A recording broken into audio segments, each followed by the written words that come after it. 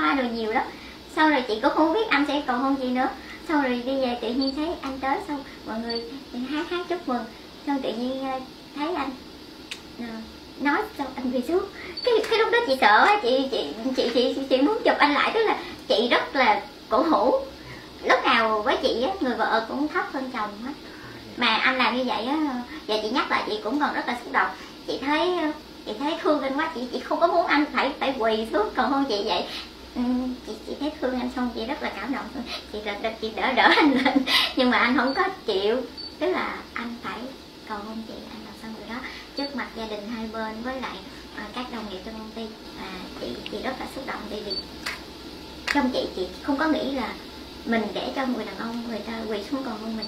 Chị cảm thấy chị thương lắm, chị không có nổi. Thà là chị quỳ xuống với anh thì cảm thấy rất là bình thường.